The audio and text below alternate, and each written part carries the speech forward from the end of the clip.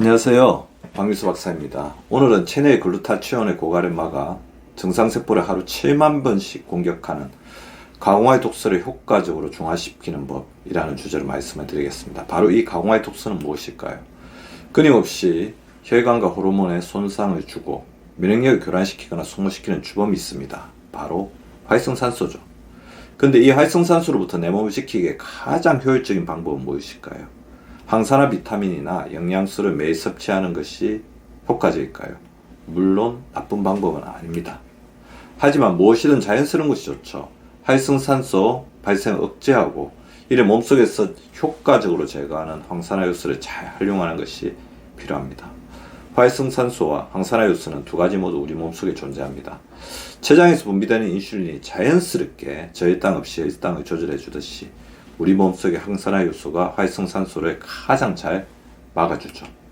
활성산소는 한마디로 우리 몸에 악영향을 미치는 해로운 산소를 말합니다. 활성산소는 산소가 인체 내 몸속과 장기를 돌아다니며 에너지를 만드는 과정에서 자연스럽게 발생하죠. 아예 생성되지 않을 수는 없고 적당하면 오히려 세포를 적당히 자극해 신체를 보호하는 역할을 하게 되는데요. 그러나 활성산소가 필요 이상으로 많아지면 각종 노화는 물론이고 각종 질병까지도 일으키게 됩니다. 미국 존스 홉킨스 의대에서 연구한 결과에 따르면 지구상에 인류가 앓고 있는 3만 6천가지 질병 원인의 90%가 활성산소에 의해 유발된다고 합니다. 적당한 활성산소는 본래 세균, 박테리아, 독성 물질과 같이 몸에 해로운 것들만 공격하지만 필요 이상으로 많아지게 되면 면역체계에 혼란을 주어 정상세포를 문제가 있는 세포를 인식하게 되고 정상세포까지 무차별적으로 공격하여 세포의 손상을 주게 되는 거죠. 세포가 손상을 받게 되면 세포의 길이가 짧아지면서 노화가 시작되고 한계치 이하로 짧아질 경우에는 결국 사망하게 됩니다. 새가 공기에 접촉하면 녹이 슬듯이 활성산소는 신체 각 기관의 기능을 무력화하거나 파괴하는 괴력을 발휘하게 되는 거죠. 활성산소는 정상세포를 하루 7만 번가량 공격하게 됩니다. 이런 공격이 계속되면 세포 속에 있는 DNA가 변형돼 치명적인 질병을 일으키는데 그것이 바로 암입니다.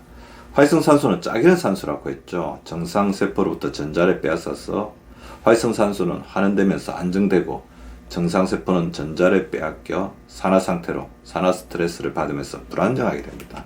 불안정해진 세포는 변형되겠죠. 전자를 빼앗긴 산화 스트레스로 인해서 불안정해진 정상세포는 그 성질이 변화되어 암세포로 변형되는 것이죠. 활성산소는 암세포가 빨리 자라도록 암세포의 정식과 전이를 촉진하기 때문에 더욱더 치명적입니다. 따라서 활성산소를 제거하는 능력을 가진 항산화 요소를 잘 활용하는 것이 건강장수의 핵심인데요. 항산화 요소는 그래서 내 몸속에 있는 젊음의 셈이라고 불리는 거죠.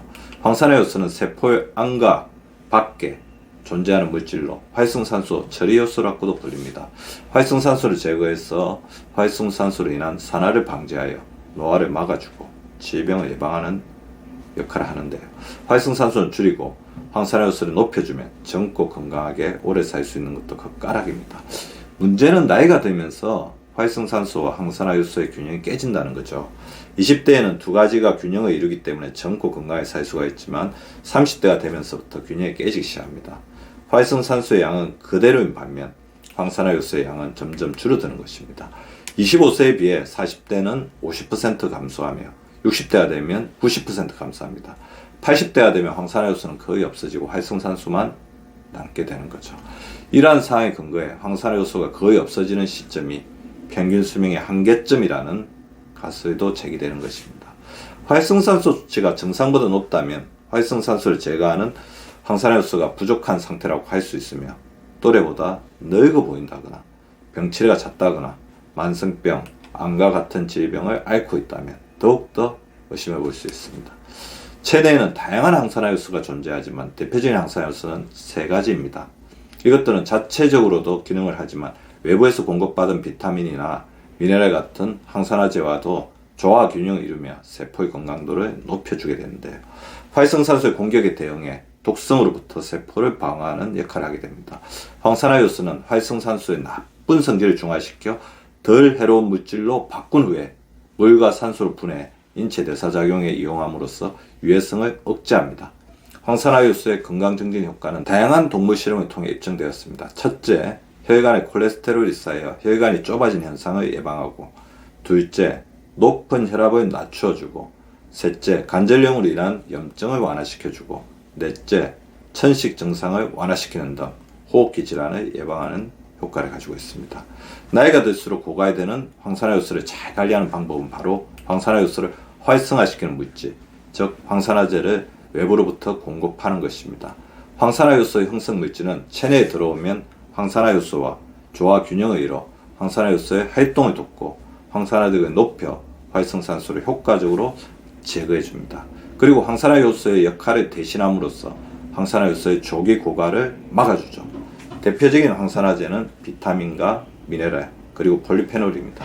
비타민 C는 그 자체로도 강력한 항산화 영양소로 독자적으로도 항산화 작용을 하면서 활성산소에 손상된 세포를 보호하고, 활성산소와 싸우다 산화된 비타민 E를 환원시켜 황산화력을 높여줍니다. 뿐만 아니라 황산화효소의 농도를 증가시켜주는 작용도 하게 되죠. 비타민 G라 불리는 글루타치온은 우리 몸에서는 없어서는 안 될 중요한 영양소로 체내에서 만들어지며 간에서 많이 생성되기 때문에 간 해독제라고도 불리죠. 각종 독성 물질이나 바이러스 해독작용이 좋기 때문에 우리 몸의 상위의 면역효소 중에 하나이기도 합니다. 체내에서 만들어지기는 하지만 20대 이후 10년마다 대략 15%씩 자연스럽게 감소되면서 결핍을 겪게 되는데요. 글루타치온은 간에서 생성되는 영양소로 간 해독을 돕기 때문에 결핍되면 간 기능이 저하되면서 노폐물을 해독하는 능력도 떨어지게 됩니다. 글루타치온은 육류, 생선, 해산물 등에 들어있으며 브로콜리나 무 등의 십자가 채소에 들어있는 설포라판이 글루타치온으로 전환됩니다.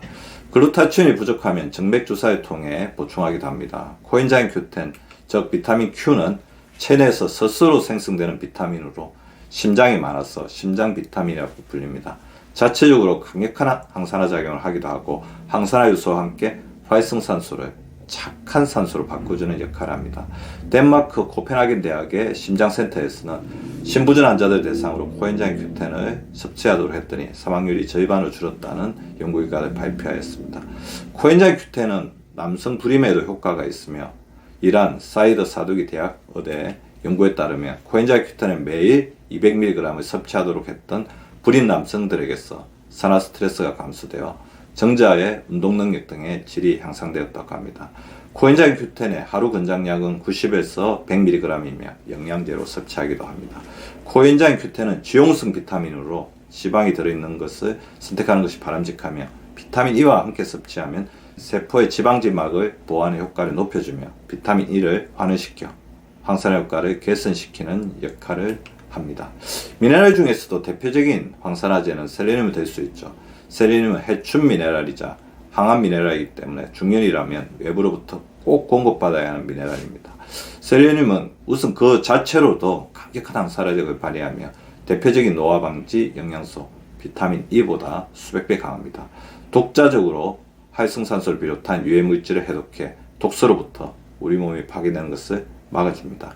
여기서 더 나아가 셀레늄은 다른 항산화 요소를 활성화시키는 작용까지 하게 되는데요.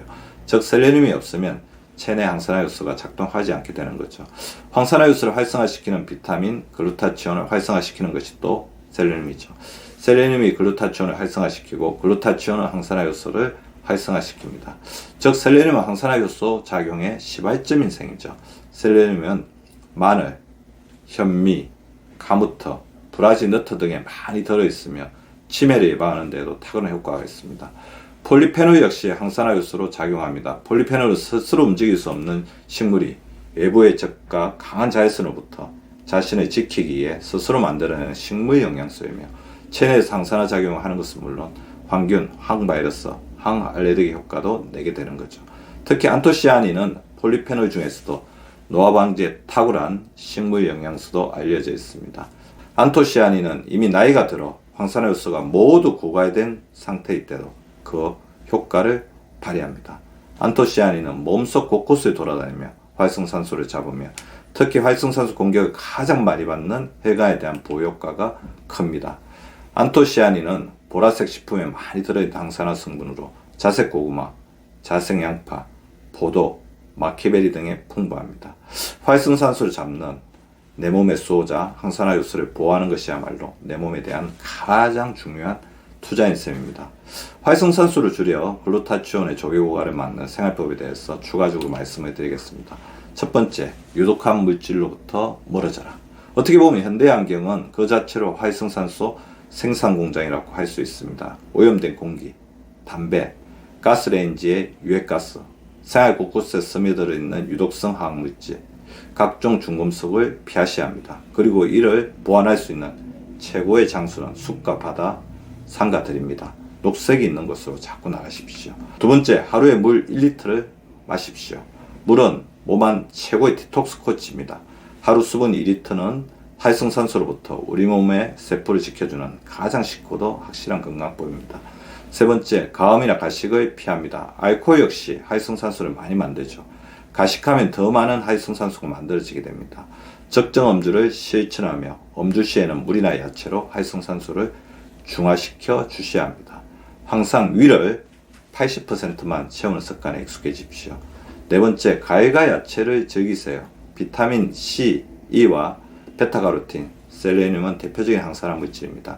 이를 위해서는 폴리페놀, 카테킨, 비타민이 함유된 제철 과일과 채소를 항상 즐겨야 합니다. 하루 스무디 섭취량을 30g 이상으로 유지해 주십시오. 다섯 번째, 덜 가공할수록 몸에 이롭습니다. 긴 조리 과정은 음식을 산화시킵니다. 신선한 1차 식품, 조리 과정이 길지 않은 살아있는 음식을 즐겨야 합니다. 가공식품과 조리 과정이 긴 음식 섭취를 줄이고 가급적이면 가공되지 않은 자연 그대로의 음식을 즐겨주세요. 여섯 번째, 일소일소. 웃는 시간이 늘수록 불쾌한 감정이 만드는 스트레스 호르몬의 양이 줄고 세로토닌과 같은 몸에 유익한 호르몬 양이 증가합니다. 10분 웃을 때마다 10분 젊어진다는 사실을 기억해 주시기 바랍니다. 일곱 번째, 적절한 운동으로 긴장을 푸세요. 운동이 부족해도 운동이 지나쳐도 활성산소를 만듭니다. 절대 하루 2시간을 넘지 않게 운동을 하되 대체로 유산소 운동과 근력 운동이 7:3 비율 정도가 되는 것이 좋습니다. 운동 중에는 충분하게 수분을 섭취하고 운동 후에는 항산화 물질을 좀 더 섭취해 활성산소를 줄이도록 합니다. 가장 중요한 것은 내 몸의 야생성과 자연 치유력을 잘 보존하는 길입니다. 글루타치온의 체내 보유량이 동년배보다 월등하게 높은 우리 구독자분들 되시기 바라면서 오늘의 강의를 마치겠습니다. 감사합니다.